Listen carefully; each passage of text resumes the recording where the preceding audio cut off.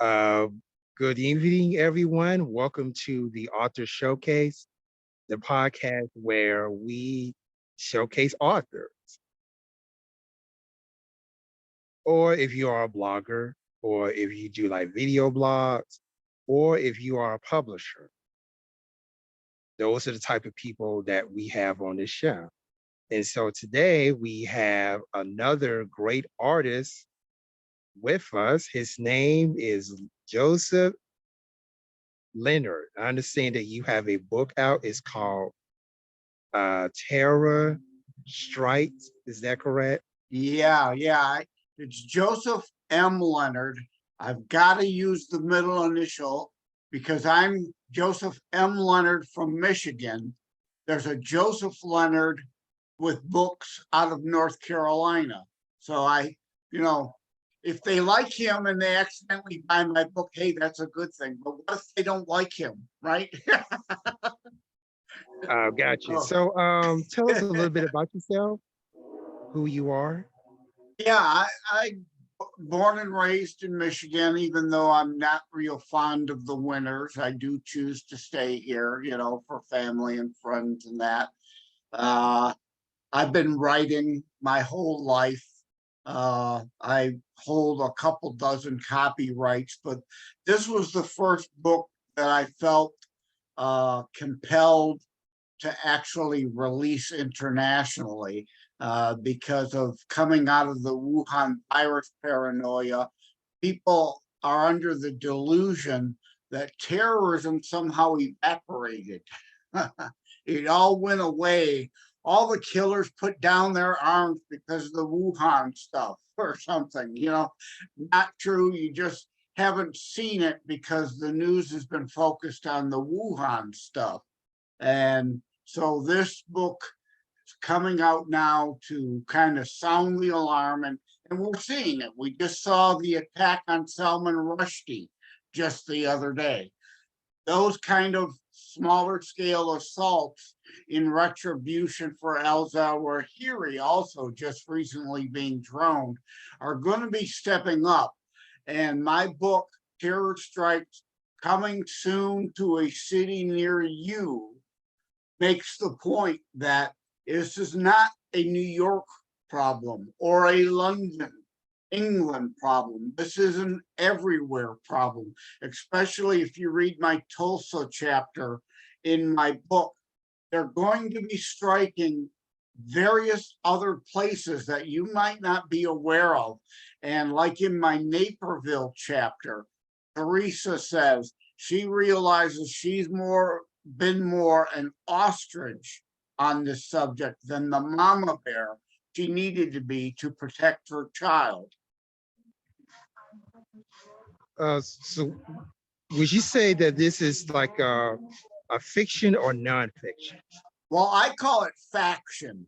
It technically is historical fiction, but I call it faction because, I'm a writer, I'm creative, and, we like to make up our own words. So it's part fact, part fiction.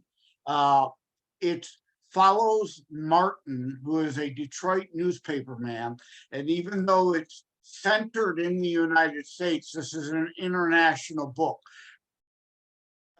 We follow him as he's going to write his own book on terrorism called Terrorist Tracks. So we follow him on his journey to write his book, and there are chapters dealing in factual past terror strikes, like there's a Toronto, Ontario, Canada chapter, there's a London, England chapter, there's a Madrid, Spain chapter, there's a Tokyo, Japan chapter. And then, of course, obviously, 9/11 is the biggest chapter in the book because, it's more or less the biggest terror strike there's ever been.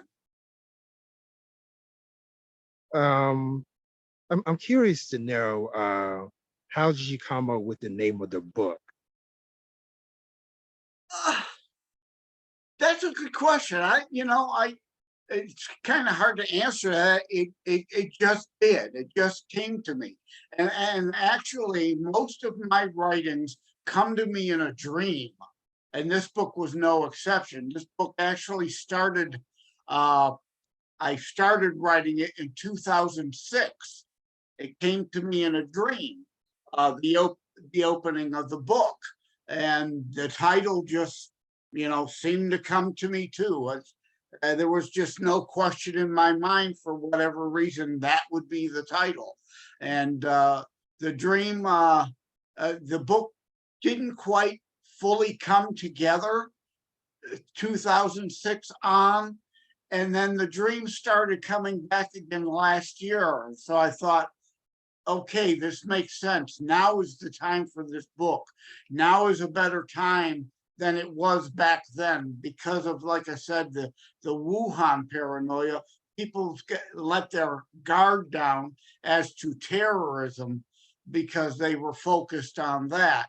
So people need to be awakened. And I like to say about this book, it's about terrorism, but it's also about a lot of other sub themes in the book. It's not just about that. So, and it's not a blood and guts, shoot 'em up kind of, blood, guts, and gore everywhere type of book. And even though the main theme is terrorism, I like to say this is not a book about death, but of one of life and living, and those both foreign and domestic who want to deprive you of your life, liberty, and pursuit of happiness. And like I quoted about Teresa in the Naperville chapter, live your life, but don't be an ostrich. You can't bury your head in the sand. If the ostrich wanders onto railroad tracks, hears a noise and buries its head between the rails, it isn't going to stop it from being bowled over by the oncoming train just because it no longer sees and hears it coming. You know what I mean? Mm-hmm. And again, terrorism is the main thing, but there are other themes, and general crime is, of course, a sub theme too, because crime is running rampant now due to soft on crime, soft on criminal, no bail policies. I was just watching the news, before we came together, and they were talking about the guy in New York who came up behind another guy and sucker punched him. The guy's potentially going to have brain damage, but the prosecutor there downgraded it to a minor assault charge rather than potential attempted murder. And the guy's out on parole for other crimes already. So they let him right back out on the street. Well, now the governor finally stepped up and said, well, he needs to be behind bars again because he violated his parole. Well, what about nearly killing the guy? He should be behind bars for that alone, not a technicality of a parole violation. So again, live your life, but situational awareness, which most people are familiar with that term. Don't be clueless. Be awake, be alert to what's going on around you. Yeah, I kind of agree with that. There's been a lot of instances where, you got someone that does a criminal act and they either on probation or they out on bail, and then they do something else, and then the cycle starts all over again. We had an incident here in Alabama to where this guy that he kept being bailed, out of the system, even though, he committed all these crimes. And then the last crime he did, was murder. And then the Alabama Attorney General, came on TV, was like, we really need to do something with this guy. I'm like, duh, he's a he's a repeat offender. Why is he Yes. not in jail? He should have been in jail sooner. Yeah. Because Well, that's that's the part. only murder that he committed. And I Yeah. said, y'all let him out on bail. Why? And there And are he went right many. back out and killed somebody else. And Yeah. now the attorney general wanted to sound the alarm, and said that this guy is dangerous. He needs to be behind bars. Yeah. That's no news. We already knew that, but you guys keep letting him out on bail. And as long as these criminals think that they can get away with something, they're going to continue to do it until they are held accountable. There are many cases like that where people would be alive today. And Kate Steinle, California case, famous example of that. If these people, and this goes to elimination of the 3 strikes law, 3 strikes, you're out, you're in for life. You're in for life. We're done with you. You've had your chance to be reformed. You showed you cannot be reformed. You're a calcitrant, reoffender, perpetual reoffender. You cannot be in society any longer. And if these people were indeed kept behind bars, these people, like in the example you gave, would be alive today. And it's the same thing, a much minor thing, but to go back to New York again, I'm in Michigan, so I'm not highlighting New York because I live there or anything. It's just like, it seems like a lot of these cases have come out of New York lately, like the attack on Lee Zeldin, who's running for governor against Kathy Hochul. He was attacked by someone who tried to kill him. And they let the guy right back out on the street to potentially go and attack and attempt to murder him again. And it was yet another case because there was so much outrage from the general public that they then finally picked him up and put him behind bars.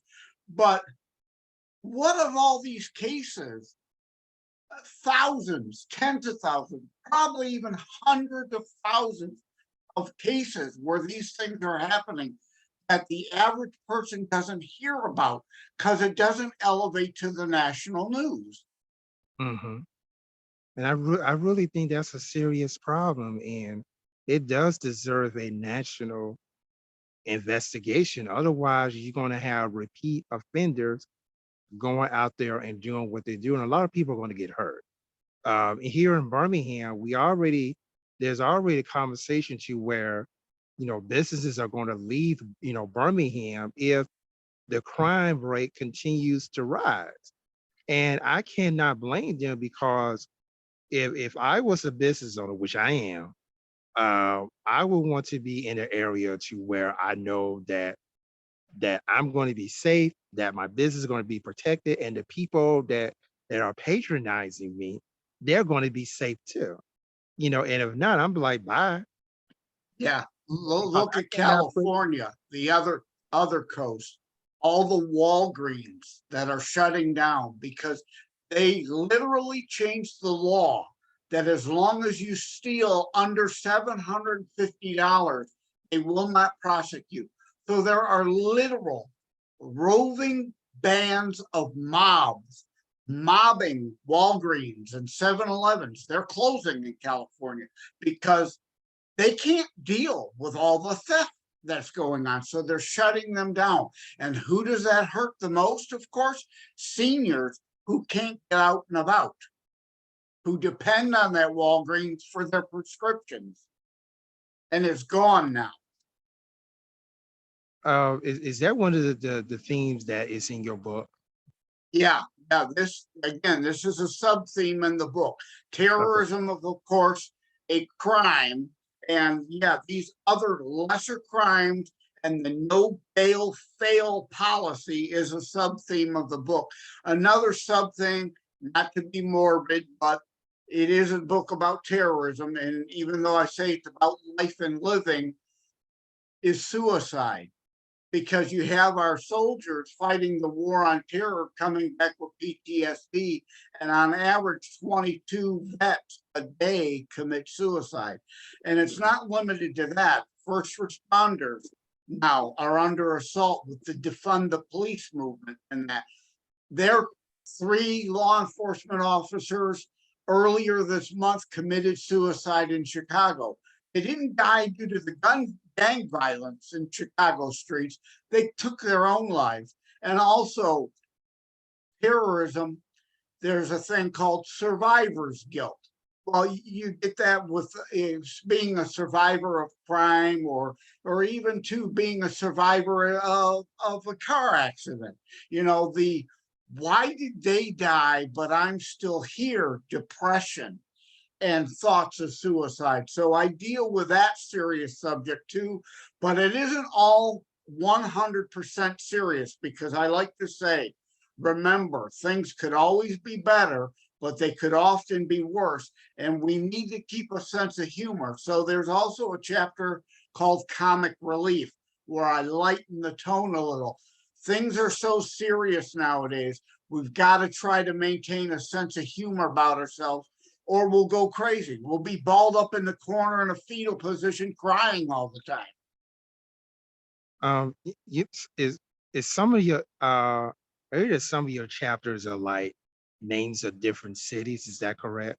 Yeah, as I said earlier, there are factual, because it's a part fact, part fiction. I call it faction. Technically, it's historical fiction is the genre. It's also under the thriller genre. Yeah, there's a chapter called YYZ, and anyone who knows the rock group Rush will know why. That's Toronto's airport. So there's a chapter in there for Toronto, chapter in there for London, London, England, Madrid, Spain, Tokyo, Japan, Tulsa. I talk about a rail incident, and like I say, it can happen anywhere. You know what, it was between St. Louis and Chicago in a rural section of Illinois. A train derailed, I think it was last month. And it's still a bit fuzzy how a truck got on the tracks and was sitting there that Amtrak train barreled into. That's a very easy act of terrorism. Now, we still don't know if it was terrorism or a real accident. You don't hear anything about it. Yeah, I mean, so this wasn't on the news. Well, it was on the news that it happened, but any follow-up hasn't been. You know, the truck was there, the axle for the truck was there, the FBI was brought in, and you've heard nothing since. It's kind of like the sniper in Vegas. Remember that? What was it, last year or the year before? I forget what was it, not the Bellagio. I can't remember, but you remember the country festival that somebody shot up? They knocked out a hotel, sixth floor, I think it was, window, and used sniper accessories on a rifle to take pot shots at people at a country festival. Well, that guy was known to police and FBI. Again, we've got no follow-up. The guy was killed. He killed himself. So there's no real closure there because there's been no real determination.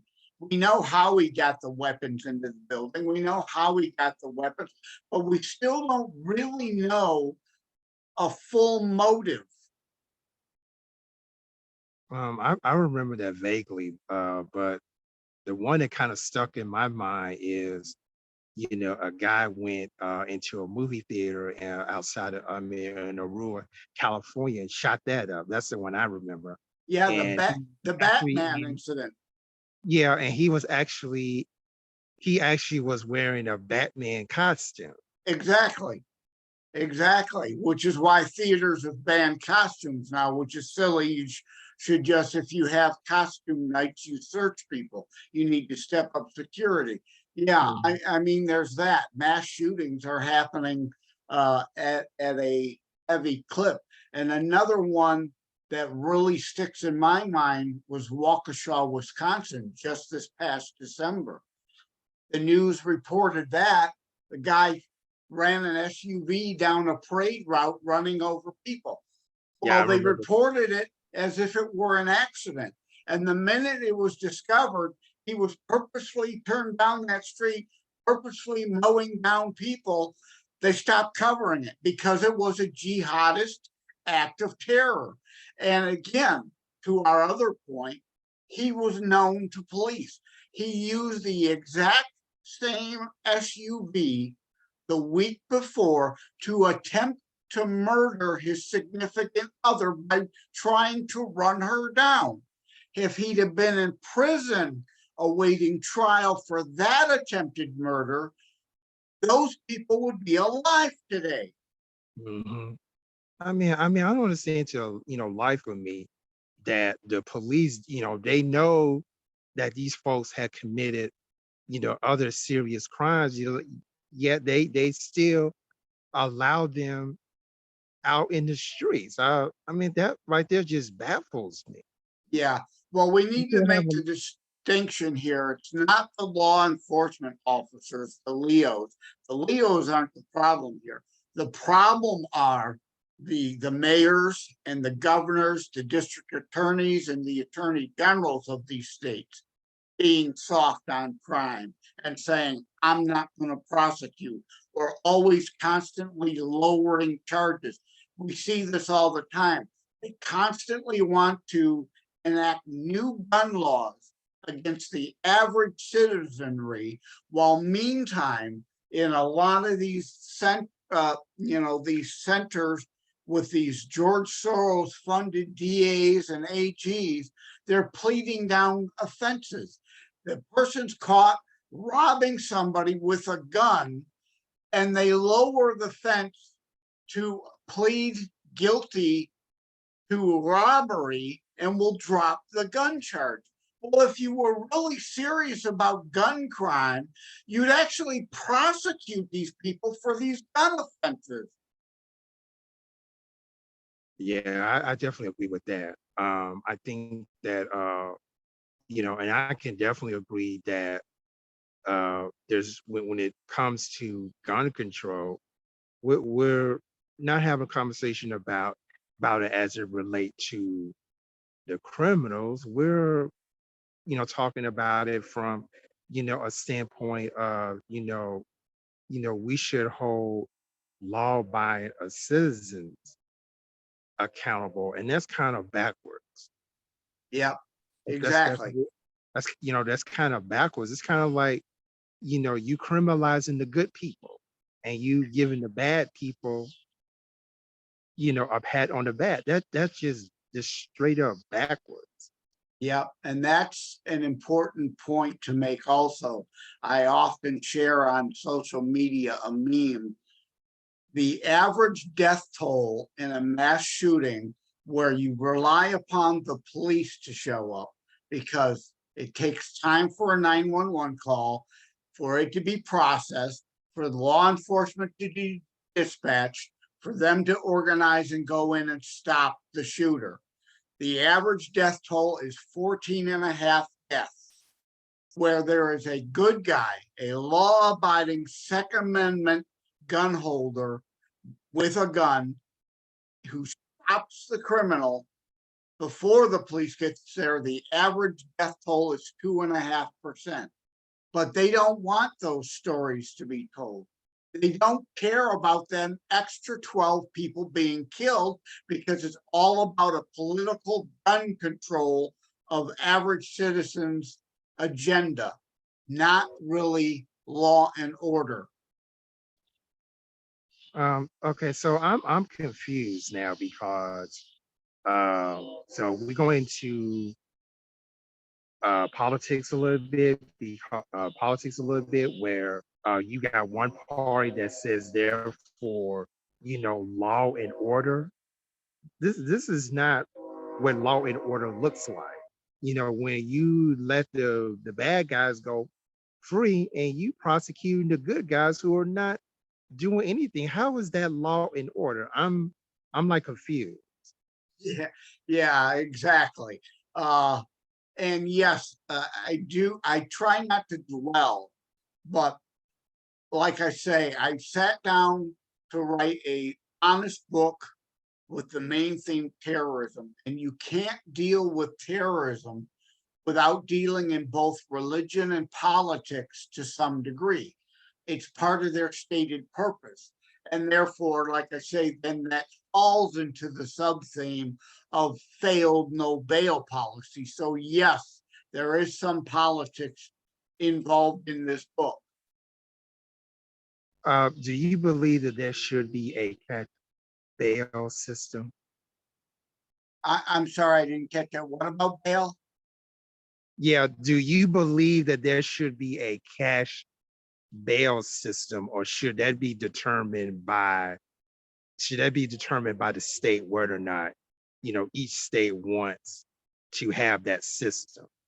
Well, under our system of government, the states are supposed to be sovereign. So if California and New York wants to be stupid and have no bail and let people out on the streets, and yeah, Illinois is another one, right? Chicago, countless deaths there every weekend.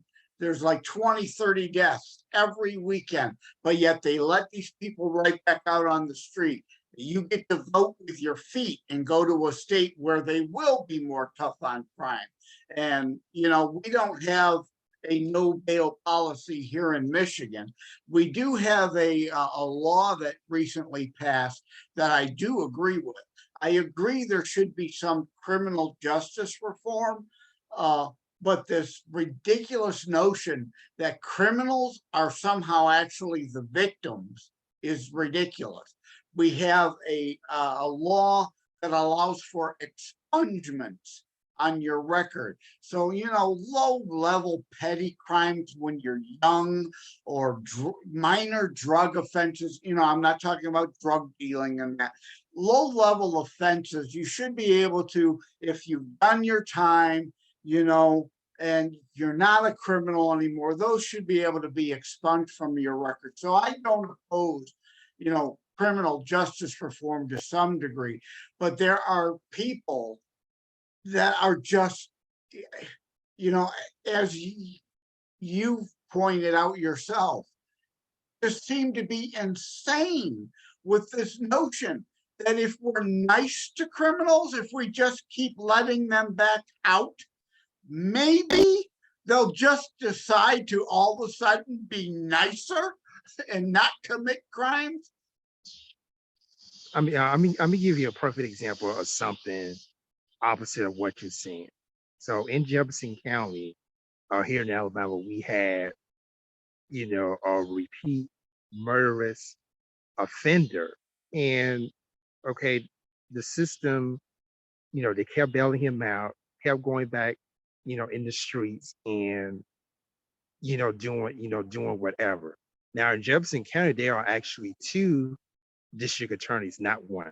So you have one for the Birmingham division and you have one for the Bessemer division. So the jurisdiction in question was the Bessemer division. And so hold on for a second. And so I called the DA from the Birmingham division. Is like, can you look at this story and see, does it make sense? So he read it and he got back to me. He said, what the hell is he doing out on bail? And he committed, multiple murders. I'm gonna have to call the Bessemer DA and find out, why you're doing it, so that, I can revoke his bail so that they can put him in jail. Yeah, And that's what happened. He called the district attorney in the Bessemer division, and he advocated for the guy's bail to be revoked. It was successful, and he went to jail, which he deserved, because he's a violent offender, and he's dangerous. He don't need to be walking the streets killing somebody else. Yeah, that's kind of actually surprising that worked, because again, it's a jurisdictional thing. Now, in that case, what probably should have happened is the governor threatened to remove that person for failing to uphold his constitutional duty and uphold the laws of your state. Governor Right. DeSantis did that in Florida.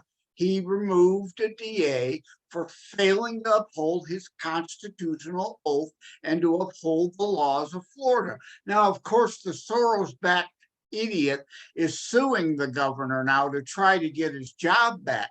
But yeah, I mean, that's why there are levels of authority. And in most states, again, states are sovereign, so it varies from place to place.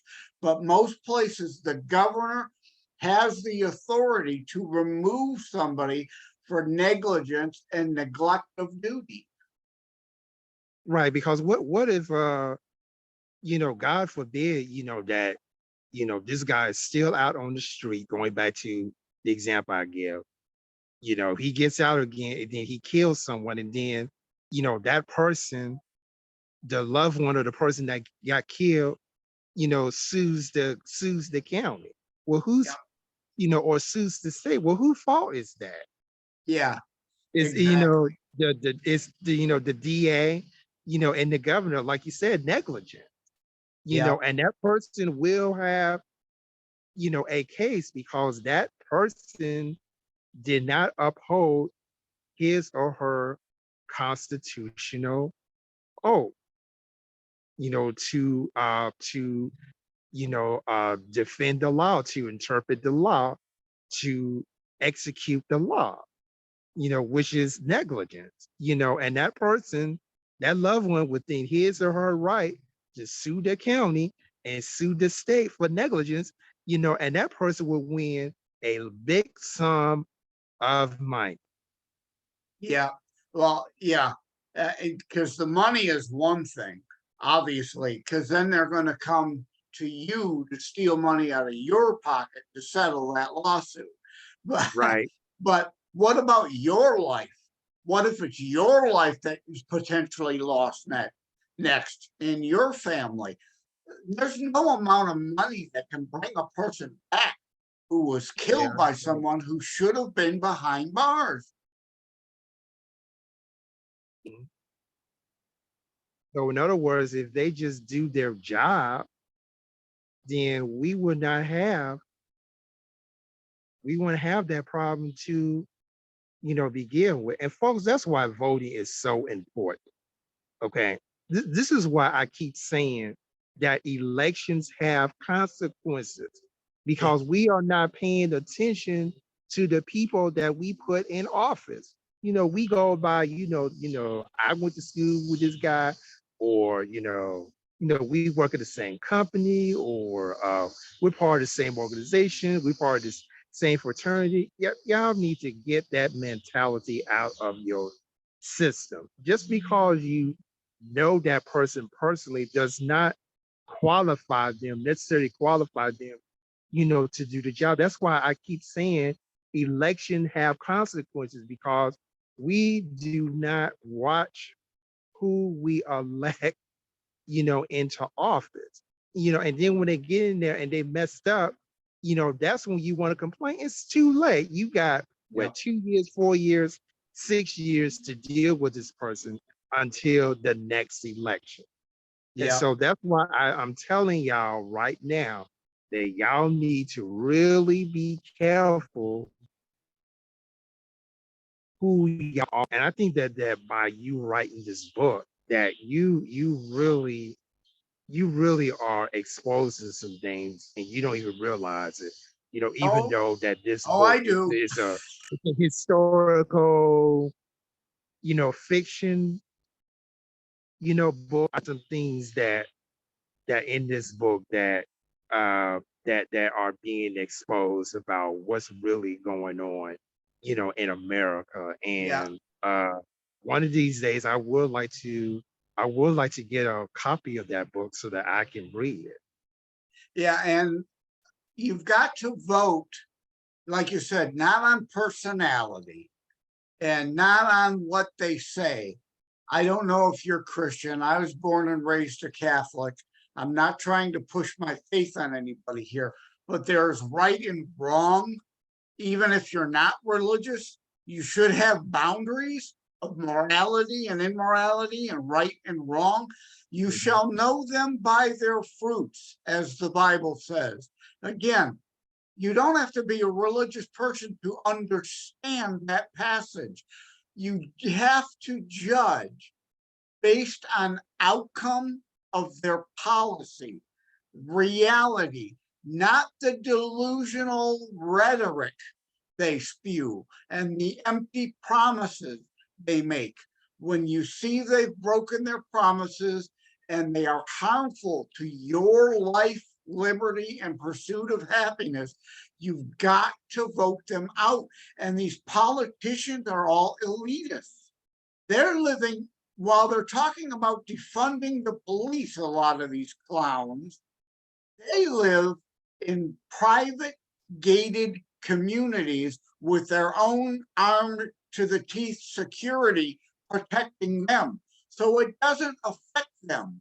They don't care about you. And the people who don't care about you and show that by their policies of allowing these killers back on the street to potentially murder you or one of your family members, you've got to rise up and get them out of office. And yes, I am very much aware of that as a consequence and a sub-theme in this book, and in part why it's out this year for the midterm elections. Yeah, that's very interesting, that you brought this up because, you letting us know that, so most people, when we talk about terrorism, it's all, we automatically, talk about, people from other countries, coming here and wreak havoc. But what about the people who are already here? I mean, look how many mass shootings that we had in Yeah, 2022 alone. I did a podcast, on that. I read a thorough one, at that, and that, we had over 250, about 260 mass shootings yep, this year alone, and yep, 98, not and according to statistics, 78% of them had committed other crimes. yep. 78% of them had committed other crimes. I'm glad And I'm glad you brought up that stat because I do repeat that often on podcasts when I'm on or radio or television. 260 plus mass shootings this year alone. Though most of those could, would, and should be determined as acts of terror. Here's just seven. Here's just seven. I grabbed the piece of paper I keep. Brooklyn subway, mass shooter, April 12th. Iowa nightclub, mass shooter, April 10th. Sacramento, California, mass shooter, April 3rd. Sacramento, April 3rd. Arkansas car show, March 19th. Vegas hookah bar, February 26th. Virginia hookah bar, February 4th. There's no natural pattern here. Again, which is why my book is called Terror Strikes Coming Soon to a City Near You. It can happen anywhere, folks. You are not immune. Terrorism just doesn't mean 9/11 or the London subway attacks or the Tokyo subway attacks or the Madrid subway attacks. all right, we got domestic terrorism right here in this country, and it's not even being addressed. Do you know why this is not a hot topic Well, in again, mainstream yeah, media? yeah, like I said before, people have taken their eye off the ball because of the Wuhan virus. We've had 2.5 years of Wuhan virus hysteria. It's all the news mainly wanted to focus on for ratings. It's all about ratings, fear porn, right? What fear, and a virus being worldwide was deemed a greater fear factor than terrorism, which is obviously affects less people. A potential deadly virus affects everyone. So, and that again is the point here. It hasn't gone away. And like I say, it's not about death, really. It's about life and living, and those both foreign and domestic. Domestic terrorists also. who want to deprive you of your life, your liberty, or your ability to pursue your own happiness. So yeah, Uh, it's so not just about foreign terrorists. It is about domestic, but this is an international issue. So it's an international book, even though it takes place centric to the United States.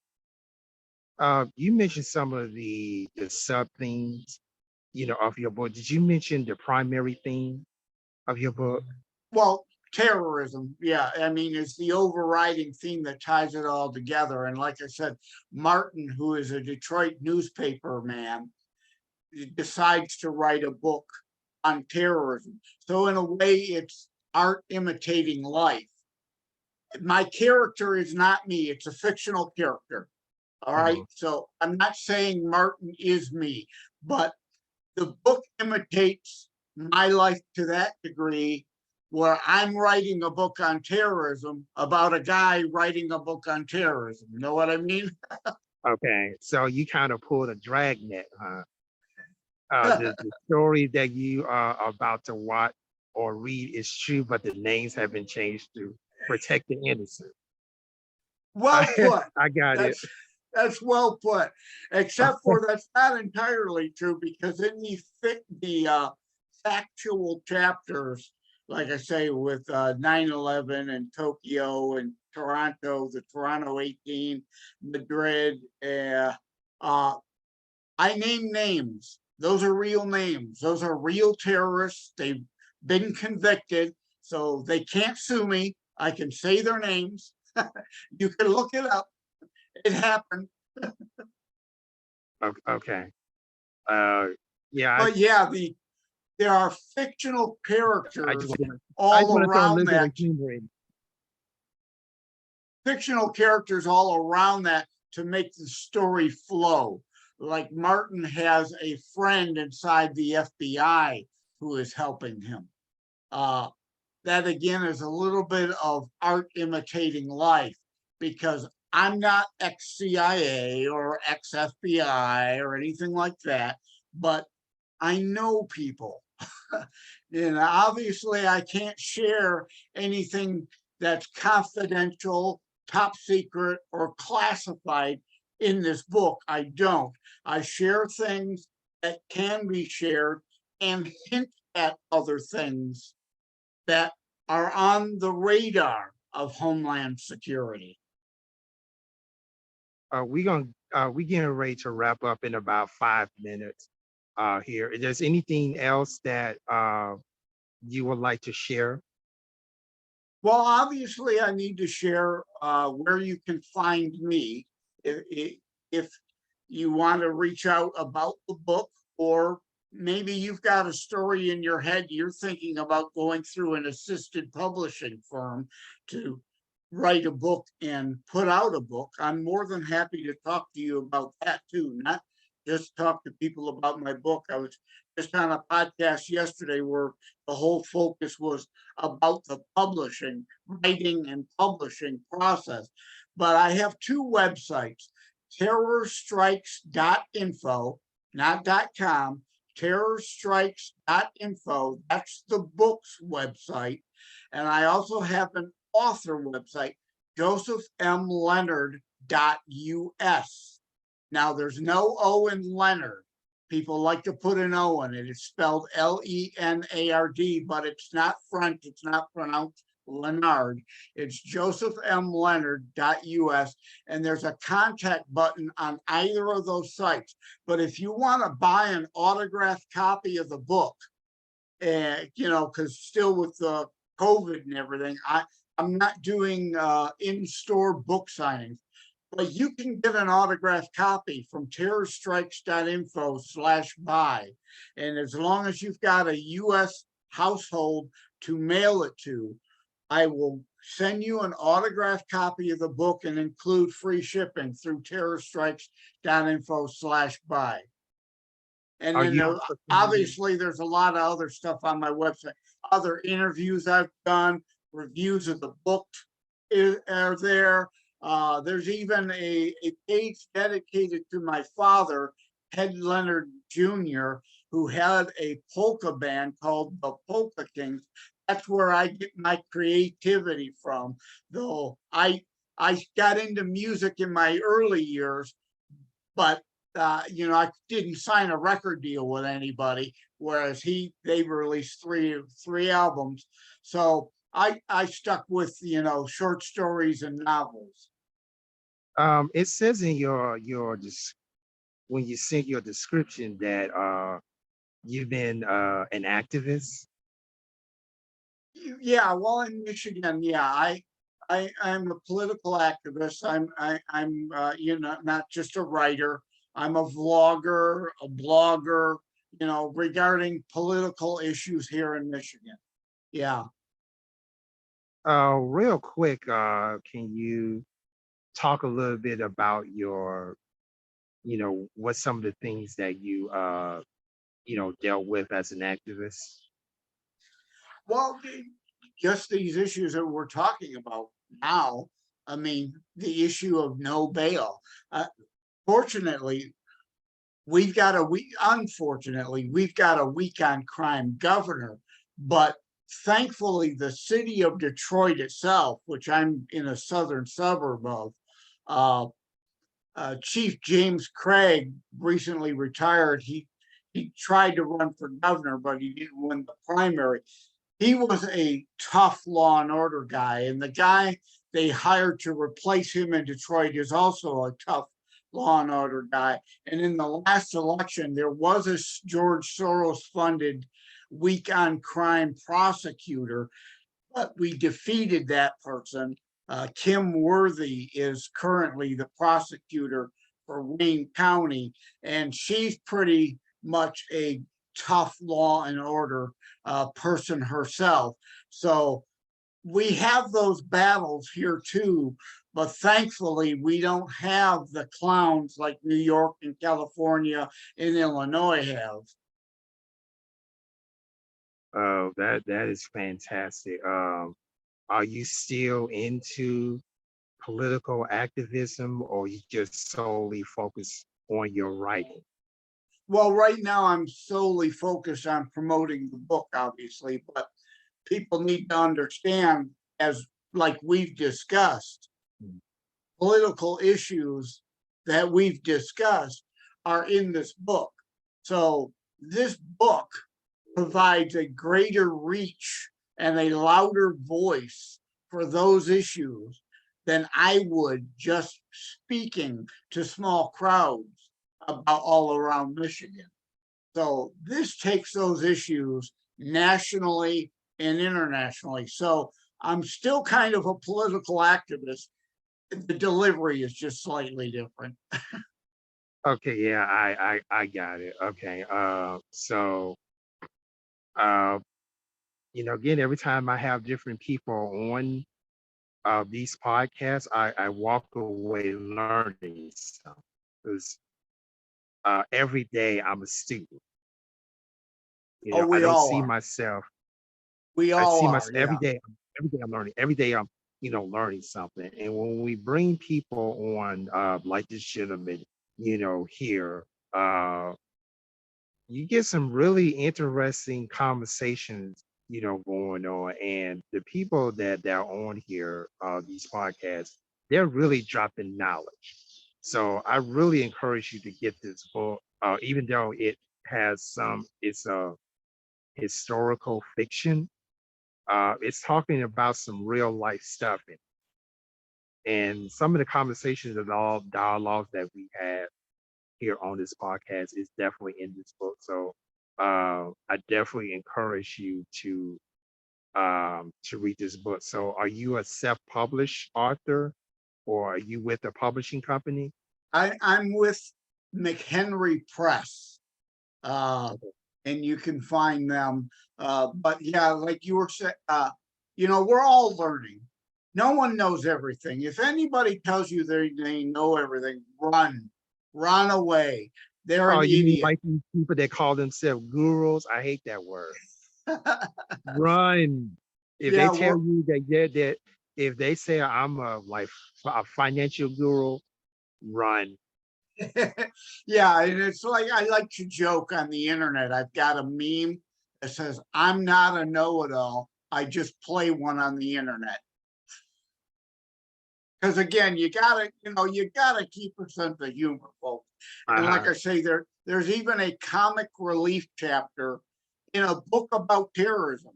Because again, things are so serious. If you don't laugh once in a while, you're gonna be rolled up in the corner in a fetal position, crying all the time.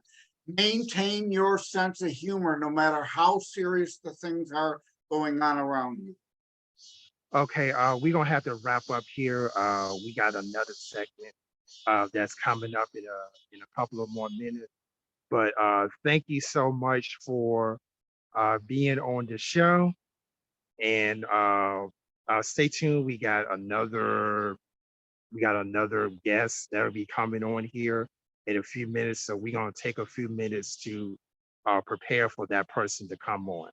So this is the Author Showcase. I'm your host, Keith Williams. Thank you so much for being part of this podcast. We have another great author for you next week, so please tune in. Thank you. Have a Take great, care. I all right, have appreciate a you great having me on.